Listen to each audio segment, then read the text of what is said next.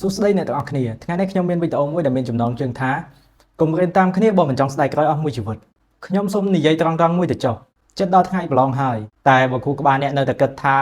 រៀនអីក៏បានដែរឲ្យតែមានសាលារៀនតាមមិត្តភ័ក្តិទៅកុំឲ្យបែកគ្នាឈប់សិនអ្នកកំពុងតែផ្ដាច់ផ្លូវអនាគតខ្លួនឯងហើយជីវិតសាកលវិទ្យាល័យ4ឆ្នាំវាមិនមែនខ្លីទេហើយលុយតែបងថ្លៃសាលាក៏មិនមែនតិចដែរកុំយកពេលវេលានិងលុយកាក់ឪពុកម្ដាយទៅបោះចោលលើជំនាញដែលអ្នកមិនចូលចិត្តគ្រាន់តែដើម្បីកុំឲ្យចាញ់មុខគេបើថ្ងៃនេះបើអ្នកនៅតែមិនទាន់ដឹងថាខ្លួនឯងចង់ធ្វើអ្វីឈប់សួរសំណួរថារៀនជំនាញអ្វីទៅល្បីឬរៀនអីទៅសម្បូរលុយតែសួរសំណួរទាំង3នេះវិញ1តើការងារបែបណាដែលទោះបីជាអ្នកត្រូវធ្វើវាដល់យប់ជ្រៅក៏អ្នកមិនត្អូញត្អែថានឿយហត់នោះហើយគឺជាចំណូលចិត្ត2តើបញ្ហាអ្វីដែលអ្នកដទៃធ្វើមិនកើតតែអ្នកធ្វើបានយ៉ាងងាយនោះហើយគឺជាដងខ្លួន3តើពិភពលោកឥឡូវគេត្រូវការឲ្យអ្នកជួយដោះស្រាយរឿងអ្វីនោះហើយគឺជាទីផ្សារការងារកុំរងចាំឲ្យអ្នកមានបុណ្យមកប្រាប់ថាអ្នកត្រូវធ្វើអីបើមិនដឹងទៅសាកទៅហាត់ការទៅធ្វើការស្ម័គ្រចិត្តឬទៅអានសៀវភៅឲ្យបានច្រើនមែនទេការដែលអង្គុយគិតដេកគិតវាមិនធ្វើឲ្យអ្នកស្គាល់ខ្លួនឯងទេមានតែការធ្វើទេទើបអាចរកចម្លើយឃើញចាំណាគ្មាននរណាម្នាក់អាចរស់នៅជំនួសអ្នកបានទេមិត្តភ័ក្តិអាចដើរជាមួយយើងបានតែពេលដើរលេងទេ